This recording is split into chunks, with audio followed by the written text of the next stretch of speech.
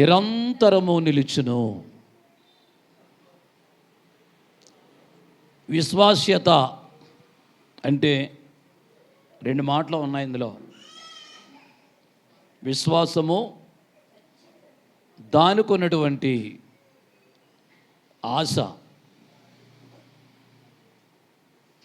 దేవునికి ఆశ ఉందంట. ఎవరి మీద? చెప్పండి అందరి మాట. మన మీద ఆయనకు ఆశ ఉంది. తీరుస్తున్నాం మనం? తెచ్చట్లేదు.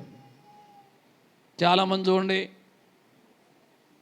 కొడుకు మీద, చిన్న కొడుకు మీద, పెద్ద కొడుకు మీద ఆశ పెట్టుకుంటారు. పెట్టుకోరా? కూతురు అంటే అమ్మ మీద పెట్టుకుంటుందండి ఆశ. ఎందుకు? ఏమన్నా సాయం పట్టిపోతామని ఇంట్లో. ఇలాంటి ఎన్నో ఆశలు ఉంటూ ఉంటాయి. దేవుని ఆశ ఏంటంటే నువ్వేదో ఆయనకు ఇవ్వాలని కాదు, ఆయనను నీవు మహిమపరచాలని. కొనుక్కుని తెచ్చుకోవాల్సిన పని లేదు. ఇది మన హృదయము దేవునికి ఇచ్చి ఆయన మాట ప్రకారంగా చేస్తే ఆయన్ని మహిమపరచగలవు నీవు. మనుష్యుని మహిమపరచకూడదు. మహిమకి అర్హుడు దేవుడే, ఆశీర్వాదానికి కాదు. ఆరాధనకి యోగ్యుడు ఎవరంటే ఆయనే. లోకంలో ఏ మనుష్యుడు ఆరాధనకి యోగ్యుడు కాదు. ఆయనకి ఇవ్వవలసిన మహిమ ఆయనకే చెల్లించాలి మనం. అది మనుషులకి ఇవ్వకూడదు. మనుషులు నీవు ఇచ్చావనుకో, నీకు ఆశీర్వాదం అసలే ఉండదు. దేవుని స్తోత్రం. ఇంకేమన్నాడు? కాబట్టి సమస్త జనములారా యెహోవాను స్తుతించుడి, సర్వజనములారా ఆయనను కొనియాడుడి. యెహోవాను స్తుతించుడి.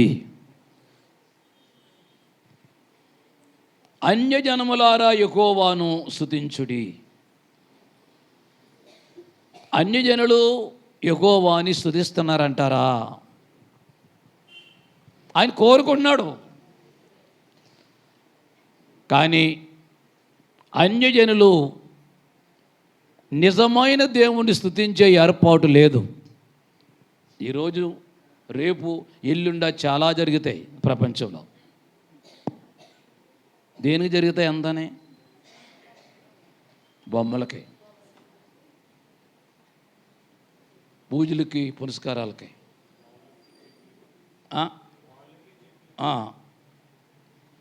అన్నిటికీ. సృష్టిని పూజ చేస్తున్న మానవుడు సృష్టికర్తని మర్చిపోయి సృష్టికర్తని ఏడ్పిస్తున్న మానవుడు. నువ్వైనంతే. జీవం కలిగిన దేవునికి ఇవ్వాల్సిన మహిమానికి ఇవ్వకుండా ఆచారాలకి, పండుగలకి, పప్పాలకి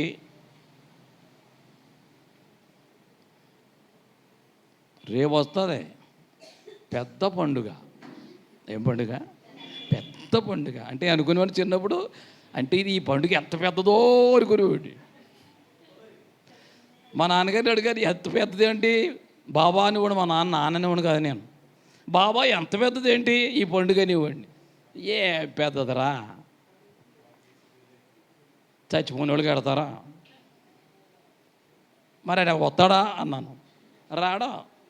ఆడి పేరుని పెద్దల్ని పెడతారు, వాళ్ళు తినేస్తారు, వెళ్ళిపోతారు. ఆచారాలు. చచ్చిపోయినోడు వస్తాడా? రాడా. వీడి పక్షాన అవి తినేతాయి, దెయ్యాలు తినేతాయి. పేరుకెళ్ళి తినేతారు అనుకో. ఆ పద్ధతులు ఎక్కడో ఎట్టితే ఆవరించి ఆ దెయ్యాలు ఆక్రమించుకుంటాయి ఆ కొంపని. అంటే దెయ్యాలు కేకేసేది ఎవళ్ళు? మనవాళ్ళు కేకేస్తారా? నువ్వు సైలెంట్గా ఉన్నావేమో, మౌనంగా ఉన్నావేమో, అమ్మ ఓసారి రా మా ఇంటికి అని మర్యాద చేసి కేకేస్తారు. కొంపని ఆక్రమించి ఉంటుంది. ఇంకది వెళ్దాం. దేవునికి స్తోత్రం. నీవు నేను ఆరాధన చేసే ఆరాధన అలాంటిది కాదు. మహిమా స్వరూపుడైన ప్రభునామాన్ని ఆత్మతోటి సత్యముతోటి ఆరాధించమని ఆయన మనకి ఆజ్ఞ ఇచ్చాడు. దేవుడు ఆత్మ గనుక ఆయనను ఆత్మతోనూ సత్యముతోనూ ఆరాధించవలెను. సమరయ స్త్రీతో మాట్లాడతాడు ప్రభు ఈ మాట. మేము ఆరాధిస్తున్నాం నాయన, ఎప్పటి నుంచో ఆరాధన చేస్తున్నాం మేము. అబ్రహాం కంటే గొప్పోడువా నువ్వు అందే. ఎవరా సమరయ స్త్రీ ఏమన్నది? అబ్రహాం కంటే గొప్పోడువా, యాకోబు కంటే గొప్పోడువా నువ్వు అంటే ప్రభు ఏం చెప్పాడు?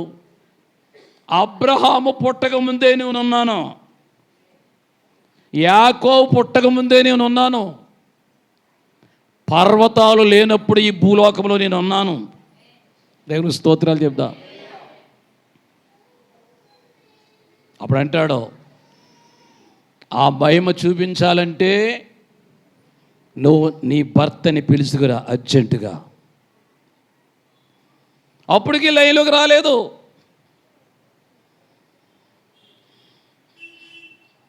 నిజమే, నీకు పెళ్ళి కాలేదు,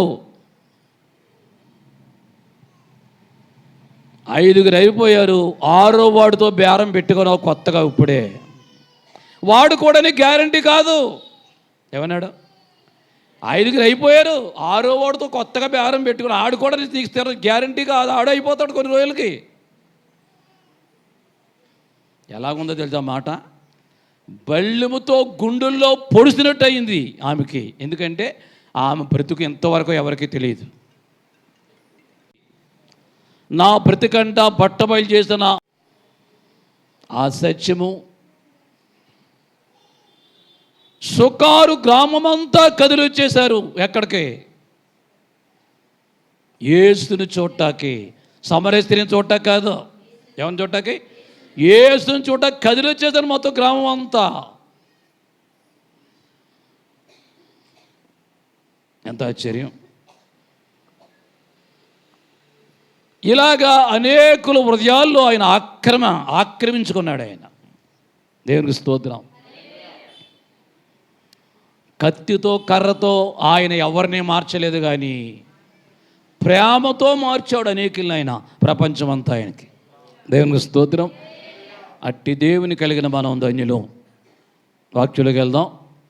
రాత్రి రమేష్ కుమారుడికి బాగాలేదు, వాంతులు అవుతాయని తెలిసింది. ఆసుపత్రికి కూడా తీసుకెళ్ళి రాత్రి పొద్దుపోయే ఒక్కళ్ళు తీసుకొచ్చారు.